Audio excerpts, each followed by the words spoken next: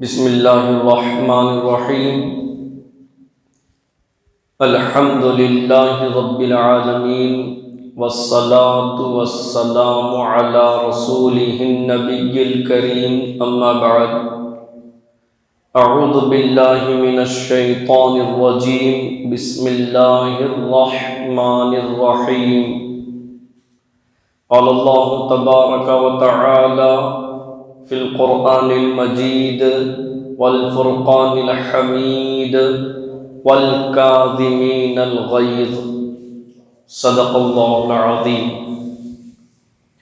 وقال النبی صلی اللہ علیہ وآلہ وسلم قال الصامت نجا او کما قال علیہ الصلاة والسلام اللہم صلی علی سیدنا محمد وعلی آل سیدنا محمد وبارک وسلم اللہم صلی علی سیدنا محمد وعلی آل سیدنا محمد وبارک وسلم اللہم صلی علی سیدنا محمد وعلی آل سیدنا محمد وبارک وسلم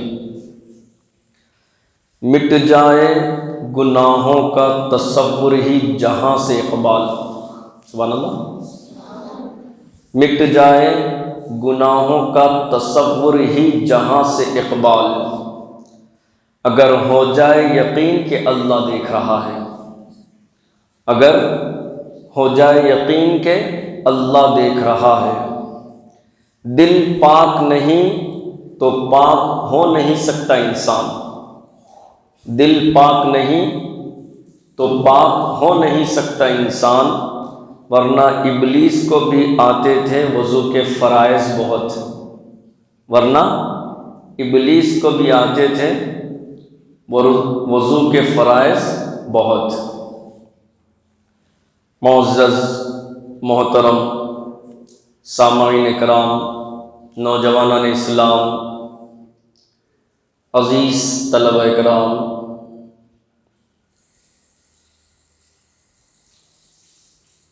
چند باتیں جمعہ کی اس مجلس کی مناسبت سے گزارش کے طور پر پیش کرنے جا رہا ہوں اور امید بھی کرتا ہوں کہ انشاءاللہ آپ حضرات ضرور اس پر عمل کریں گے اور ان قبولیات والے لمحات میں اللہ تبارک و تعالیٰ سے دعا بھی کرتا ہوں کہ اللہ کہنے والے کو سننے والوں کو سب کو عمل کی توفیق نصیب فرمائے آمین۔ دیکھیے اسلام میں غصہ حرام ہے۔ کیا ہے؟ حرام ہے۔ جیسا سود کا پیسہ کھانا حرام، سور کا گوشت کھانا حرام، سٹے بازی کا پیسہ کھانا حرام، ایسے ہی غصہ شریعت میں اسلام میں حرام ہے۔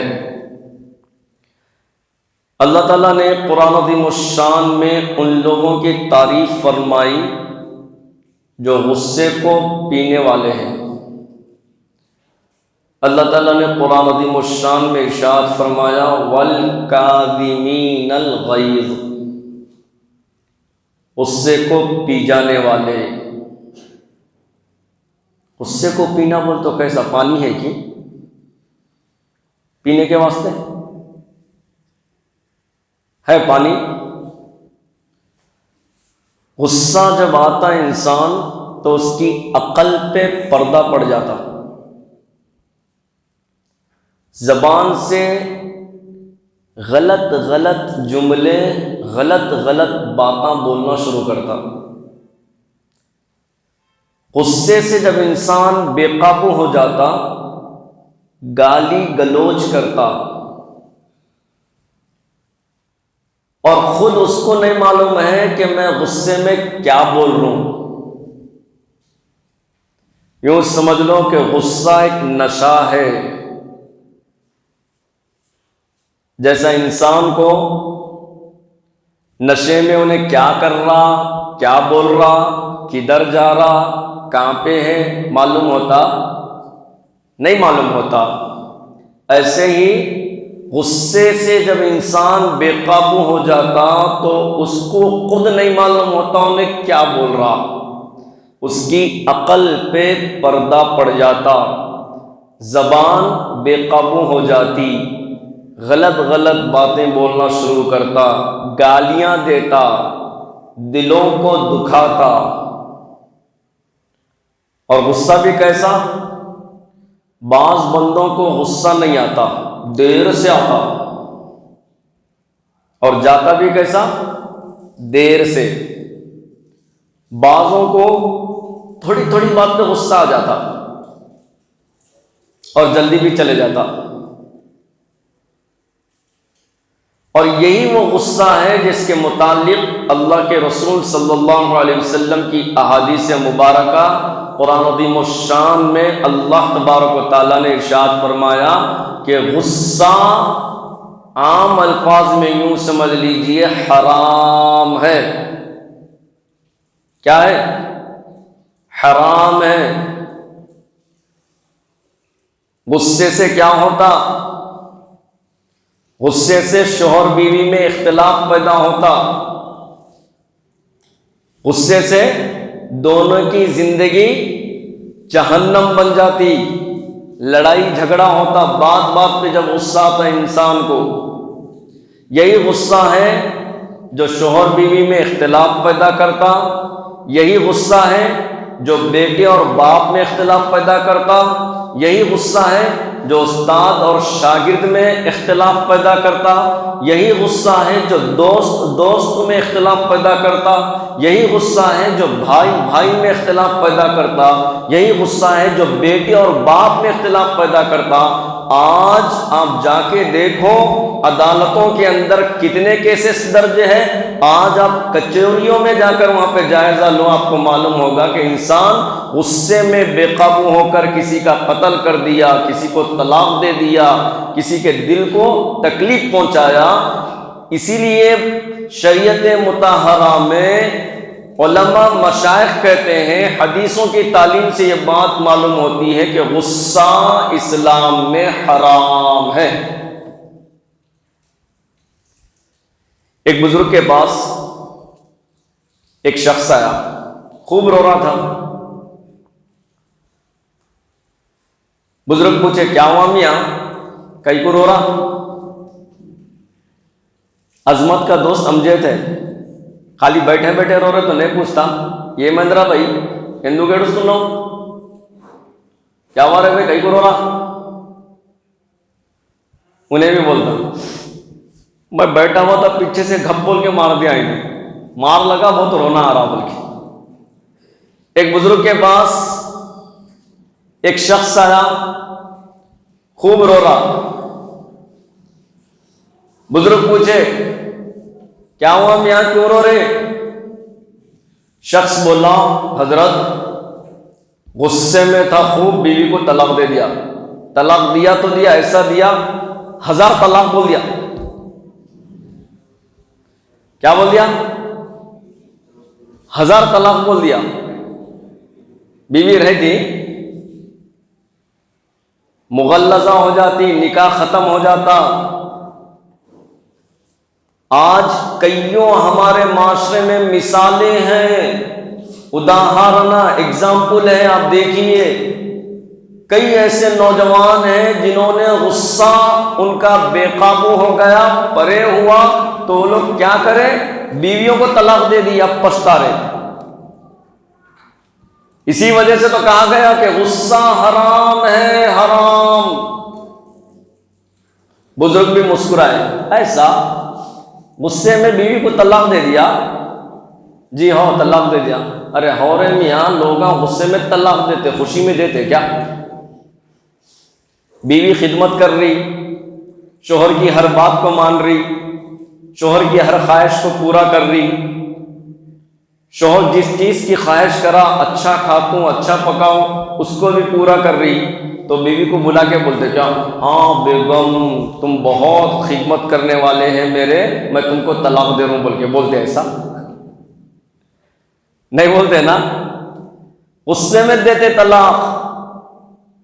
اور افسوس کی بات یہ ہے کہ بعض اللہ کے بندے ایسے ہوتے جو غصے میں غلط گالی گلوچ کرتے ہوئے غلط باتیں کرتے، ان کے سامنے اگر بولا جائے کہ بھائی تم یہ کیا کر رہے ہیں، ایسی باتیں کر رہے ہیں جو شریعت کے خلاف، نبی کی تعلیم کے خلاف، قرآن عظیم الشان کے احکام کے خلاف، تو انہیں کیا بولتا؟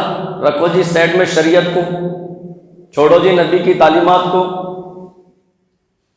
چھوڑو جی قرآن کے حکموں کو. ایسا بولے تو کیا ہوتا معلوم؟ بہت بڑے بزرگ ہیں، علامہ قاضی پانی پتی رحمت اللہ علیہ، سن رہے صاحب؟ علامہ قاضی پانی پتی رحمت اللہ علیہ بہت بڑے بزرگ ہیں. ان کی کتاب ہے، عالم کورس میں پڑھائی جاتی، مالا بدھا من. انہوں نے مسئلہ لکھا ہے کہ جس بندے کے سامنے شریعت کے حکم کو بیان کیا جائے اور بندہ غصے کی حالت میں، رکھو جی شریعت کو سائڈ میں بولے، تو حضرت قاضی پانی پتی رحمت اللہ علیہ مسئلہ لکھ رہے کہ اس کا ایمان ختم ہو گیا. کیا ہوا؟ اس کا ایمان ختم ہو گیا. حدیث مبارکہ میں اللہ کے رسول صلی اللہ علیہ وسلم نے ارشاد فرمایا، طبرانی کی روایت ہے، اللہ کے رسول صلی اللہ علیہ وسلم ارشاد فرماتے ہیں کہ غصہ ایمان کو ایسے خراب کر دیتا ہے جیسا شہد کو ایلوا خراب کر دیتا ہے. حدیث مبارکہ میں اللہ کے رسول صلی اللہ علیہ وسلم نے ارشاد فرمایا کہ جو بندہ غصے کے گھونٹ کو پی لیتا ہے، غصے پر صبر کرتا ہے، اللہ کو اس کا یہ عمل بہت زیادہ پسندیدہ ہے، بہت زیادہ. بڑے لوگ اس لیے بولے صبر قبر تک کتے، صبر قبر تک. کئیوں لوگ یہاں پر بیٹھے ہوئے ہیں، کئیوں لوگوں کے بارے میں سنا بھی، وہ لوگ بتلاتے کیا کریں مفتی صاحب، ایک نے تو ایک پریشانی آ رہی جا رہی، کاروبار ٹھپ پڑا ہوا ہے، گھر میں حالات صحیح نہیں ہے، پڑوسیاں بہت ٹارچر دے رہے، یہ لوگ ایسا کر رہے ویسا کر رہے، صبر بھی بے قابو ہو گیا. کب تک صبر کرنا جی بول کے بولتے نہیں بولتے. تو بڑے لوگوں کیا بولے؟ صبر قبر تک. اس کی مثال ایک بادشاہ کے بارے میں بیان کیا جاتا کہ بادشاہ جوان تھا، بیوی بھی بہت زیادہ خوبصورت تھی. اس لیے بولتے ہیں بیوی خوبصورت رہی سمجھو، انسان باہر سے کتنا بھی تھک کے جانے، گھر میں چلے گیا چوکھٹ پہ السلام علیکم بول کے بولا، بیوی ادھر سے پانی لے کے آئے، ایلو جی پانی لائی آپ کو، بولتے بیوی خوبصورت ہے، ایک نظر دیکھتے پوری تھکان اس کی چل جاتی ہے، ہاں بہت اچھی ہے بیوی میری بول کے. حدیث میں بیان بھی کیا گیا، اللہ کے رسول نے فرمایا، نسائی شریف کی روایت ہے، شادی کرو تو خوبصورت لڑکیوں سے کرو، اچھے اوصاف والوں سے، اچھے اخلاق والوں سے کرو. تو بادشاہ ہے، خوبصورت ہے بیوی، حسین و جمیل ہے، شادی نئی ہوئی، اللہ کی شان حالات ایسے آئے کہ بادشاہ کو کیا ہوا، جنگ پہ جانے کی ضرورت پڑ گئی. بادشاہ بیوی کے پاس آیا، بیوی کو بادشاہ بول رہا، بیگم నేను వెళ్తున్నా، آئی ایم گوئنگ، میں جا رہا ہوں. کہاں جا رہے جی؟ جنگ پہ جا رہا ہوں. ایسا کی؟ سمجھانے کے لیے انہوں نے تو دونوں ایسا بات نہیں کرتے ہیں. ایسا کی؟ جی ہاں ایسی.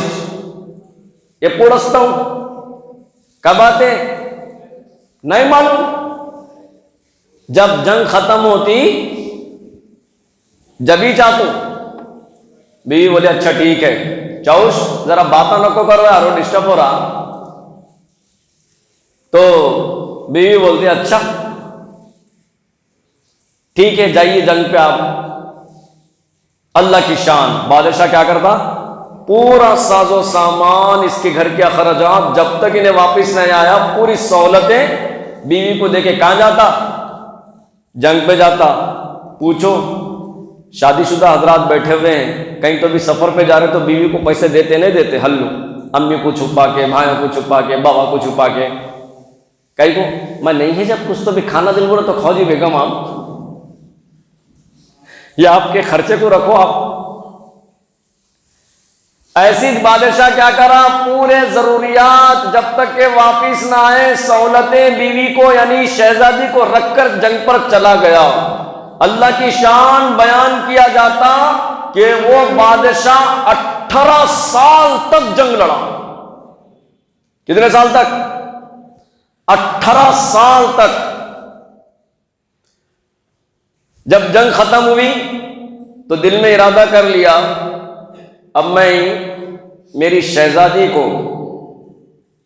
میری شریک حیات کو, میری بیوی کو کیا کرتا ہوں, سرپرائز کرتا ہوں. ایسے غلط چیزاں نہیں, اینیورسری آئے تو سرپرائز کرتے, برتھ ڈے آئے تو سرپرائز کرتے, پرانے چیز آئے تو سرپرائز کرتے, نہیں,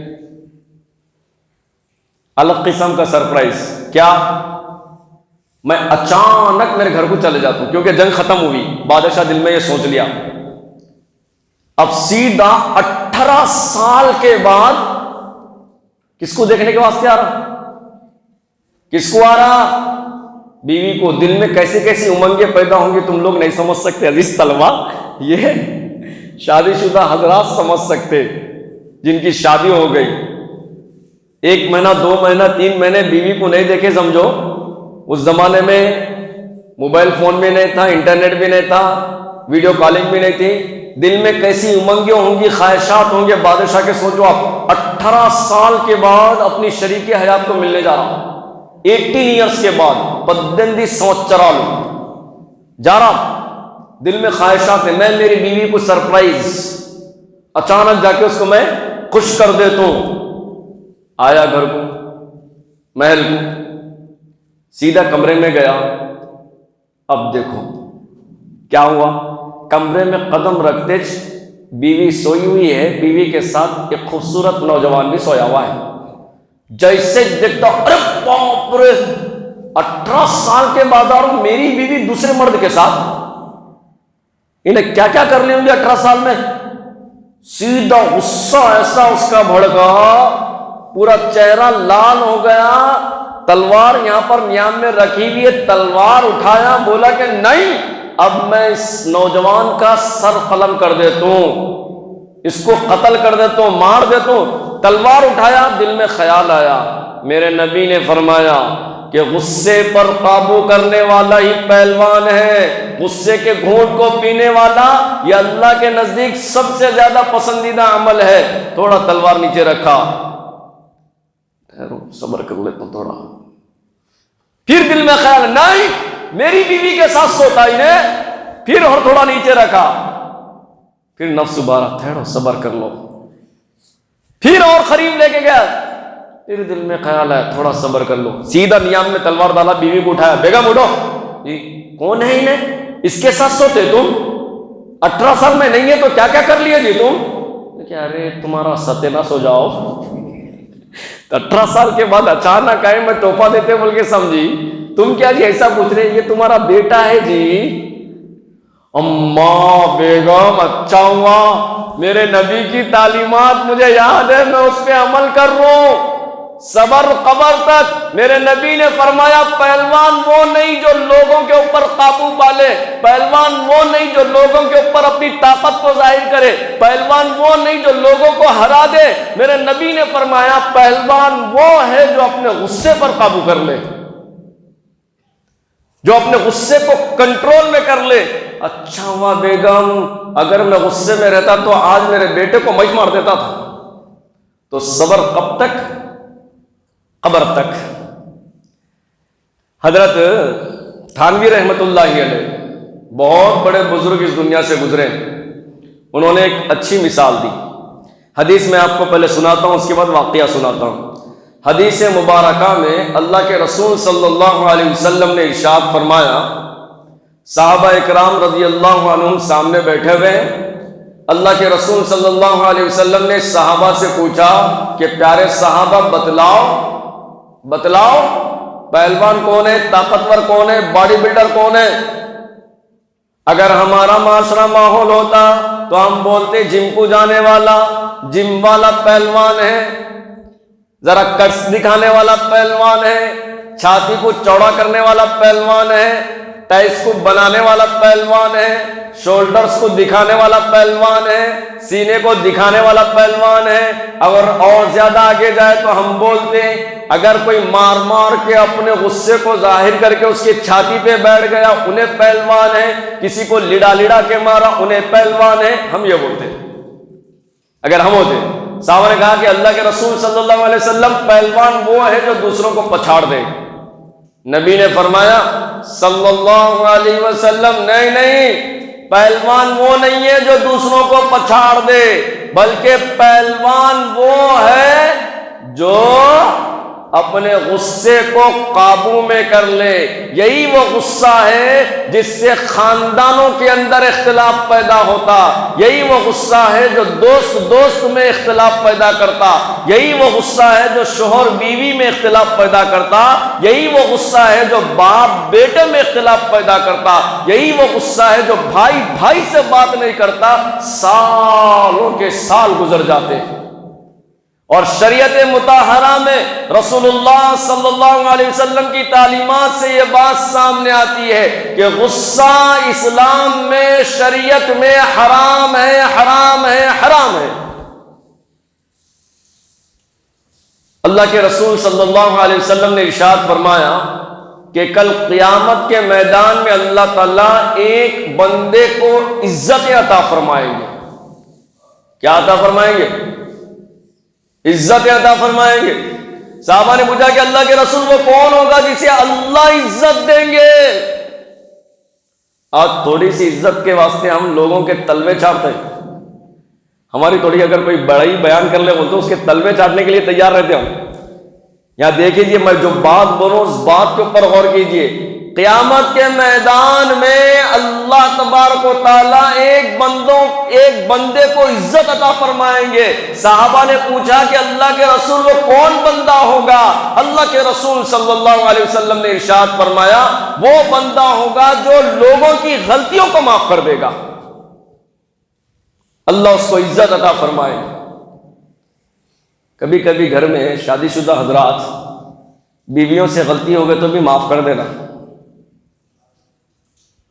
بحث کرتے ہوئے نہیں بیٹھنا. جہاں پہ بحث کی جاتی وہاں پہ شیطان آ جاتا. اور شیطان کیا کرتا معلوم ہے؟ میں ہمیشہ سے بولتا ہوں سب سے پہلے اس کی کوشش یہ رہتی کہ شوہر بیوی میں اختلاف پیدا کرے. شیطان سے پوچھا گیا تو ایسا کہیں کرتا رہا؟ بولے کہ ہاں اس لیے کرنا پڑتا شوہر بیوی کو اور بیوی شوہر کو ایک محبت بھری نگاہ دیکھ لے تو بھی عبادت ہے. اور بیوی شوہر بیوی کو ایک مسکراہٹ کے ساتھ اگر بات بھی کر لے تو کئی رکعت نفل نماز پڑھنے سے زیادہ افضل ہے. شیطان سے پوچھا گیا کیوں؟ بولے کہ ہاں ارے ذرا یہ بات بھی ذہن میں بٹھا لو کہ دنیا کی شروعات ہی شوہر بیوی سے ہوئی. کس سے ہوئی؟ شوہر بیوی سے ہوئی.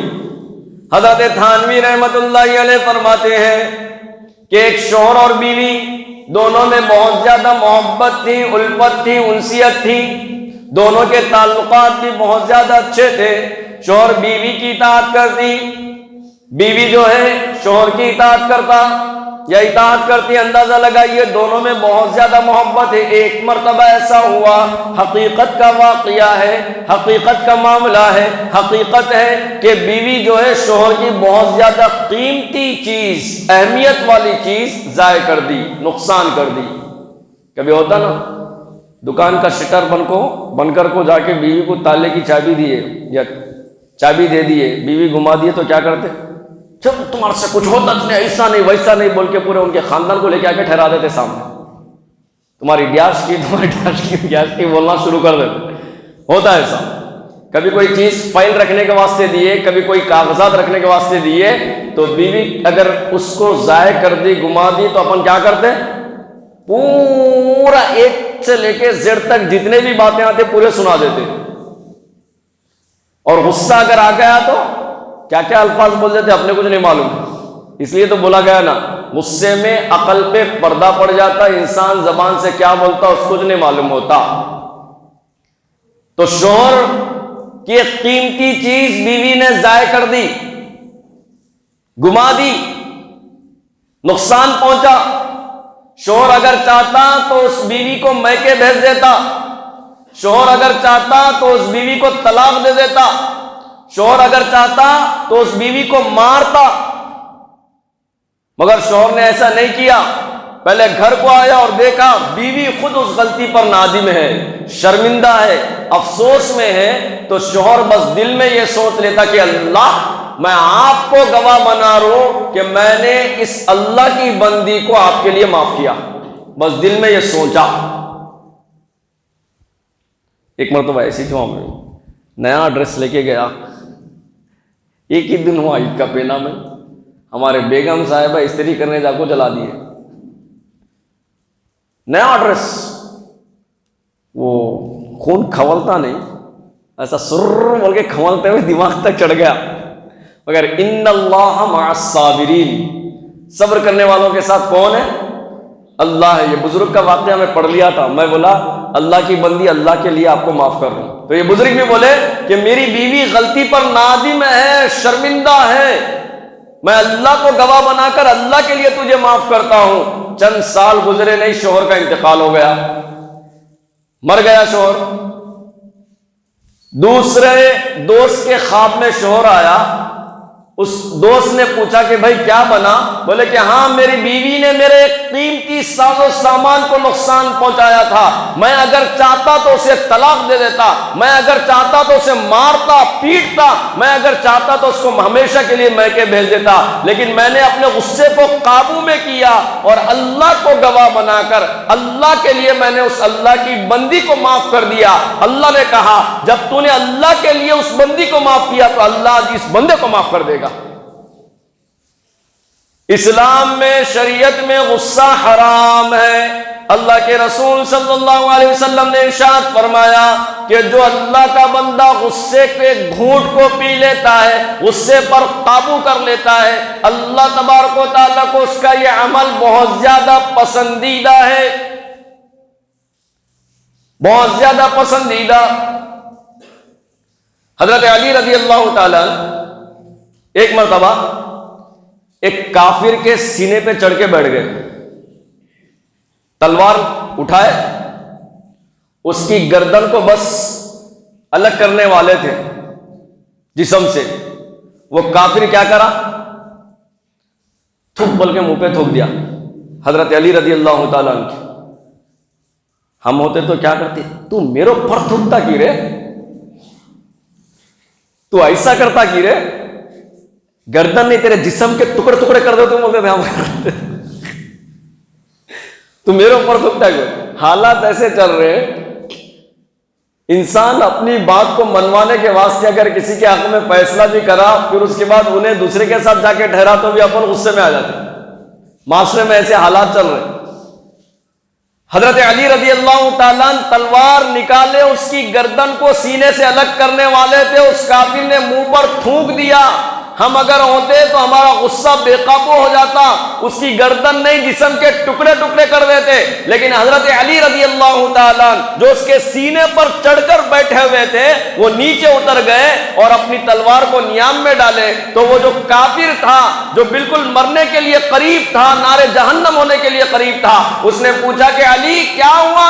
تو میرا سر قلم کرنے والا تھا، تو مجھے کیسے چھوڑ دے رہا؟ بولے کہ ہاں، جب میں تیرے سینے پر چڑھ کر کر بیٹھا تو اللہ کی رضا کے لیے تجھے جہنم کے حوالے کرنے والا تھا، لیکن جب تو نے میرے اوپر تھوک دیا تو میری طمع یعنی غصہ میرا اندر داخل ہو گیا، اور میں غصے کے لیے کسی کو قتل نہیں کر سکتا۔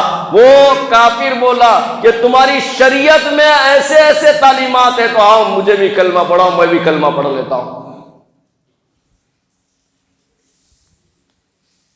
جو دوسروں کی غلطیوں کو اللہ کے لیے معاف کرتے، اللہ تبارک و تعالی قیامت کے میدان میں اس کو عزتوں سے نوازتے ہیں۔ ہمارے اکابرین کے طرز عمل کو دیکھیے، ان کی زندگیوں کو دیکھیے، ان کے حالات کو دیکھیے، ان کی مجلسوں میں آ کے لوگ غصہ کرتے، گالی گلوچ کرتے تو ان کا رویہ کیا ہوتا۔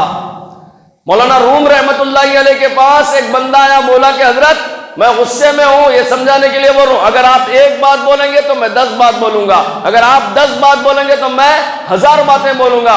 مولانا روم رحمت اللہ علیہ نے فرمایا کہ وہ اللہ کے بندے، تو 10 لاکھ باتیں بولے میں ایک بھی جملہ نہیں بولوں گا، میں اللہ کے لیے اپنے غصے کو پی لوں گا۔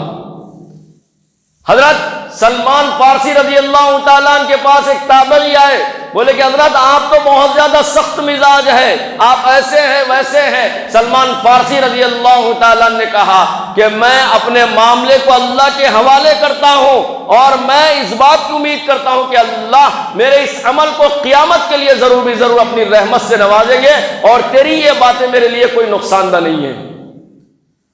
مالک بن دینار رحمت اللہ علیہ بہت بڑے اللہ کے ولی بزرگ اس دنیا سے گزرے، ان کے پاس ایک عورت آئی اور بولی کہ او ریاکار، دکھاوے والے۔ مالک بن دینار رحمت اللہ علیہ نے کہا، وہ اللہ کی بندی، کافی عرصے کے بعد کسی نے مجھے پہچانا ہے۔ چاہتے تو غصے میں آ جاتے۔ حضرت امام شعومی رحمت اللہ علیہ کے پاس ایک بندہ آیا، بڑے بڑے الفاظ میں گالی گلوچ کرنے لگا، گالی کا تو ایسا۔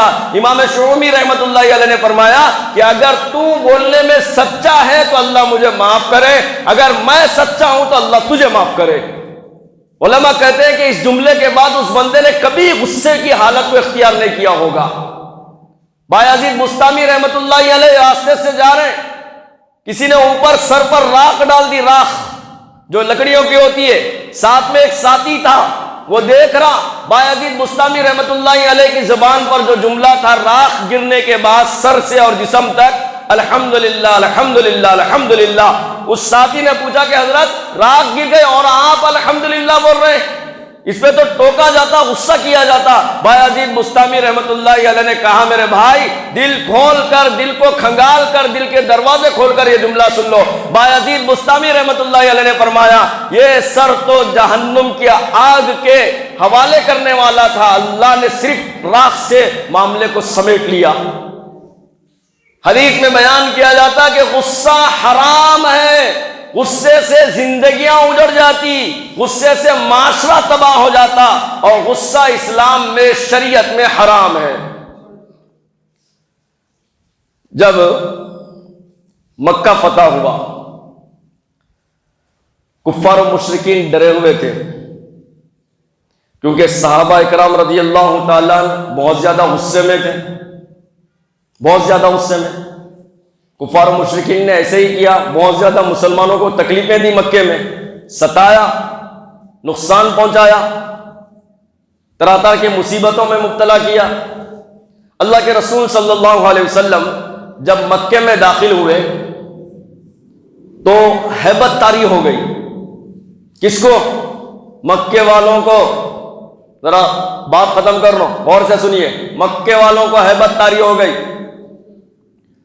اللہ کے رسول صلی اللہ علیہ وسلم نے کفار کو بلایا مکے کے، بولا بتلاؤ محمد تمہارے ساتھ کیا کرنے والا ہے صلی اللہ علیہ وسلم۔ اور اس بات کو بھی ذہن میں رکھو کہ محمد صلی اللہ علیہ وسلم بھی جلال میں تھے، صحابہ بھی غصے میں تھے، کیونکہ حقیقت بھی تھی، بہت زیادہ نقصان پہنچائے تھے، بہت زیادہ تکالیف دیے تھے۔ کفار کو بلایا گیا مکے کے، پوچھا کہ محمد تمہارے ساتھ کیا کرنے والا ہے، تو کفار نے کہا ہم نے یہ محسوس بھی کیا، ہم نے یہ دیکھا بھی ہے کہ آپ ایک اچھے خاندان سے ہیں، اور آپ ایک اچھے انسان ہیں، اور آپ کسی کو تکلیف نہیں پہنچا سکتے۔ اللہ کے رسول صلی اللہ علیہ وسلم نے اس وقت کیا جملہ کہا، تاریخ اس بات پر گواہ ہے، مکہ فتح کا یہ معاملہ ہے۔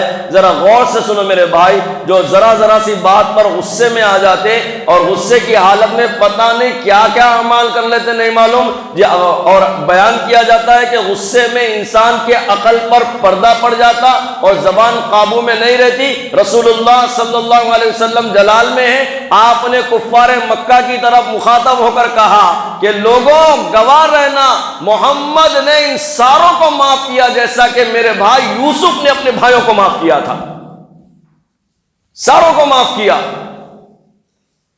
اس زمانے میں بیت اللہ کی جو چابی ہوتی تھی عثمان نامی ایک شخص کے پاس ہوتی تھی، اللہ کے رسول اس کو بلائے، اس سے بیت اللہ کی چابی لیے اور بیت اللہ کا دروازہ کھولا گیا، اللہ کے رسول اندر جا کر عبادت کرے، دعائیں کرے، باہر آئے اور حالات بھی دیکھیے آپ، دنیا کا دستور بھی ہے کہ جو اگر کسی پر غلبہ پا لیتا تو سب سے پہلے اپنوں کو نوازتا، سب سے پہلے اپنے لوگوں کا خیال کرتا۔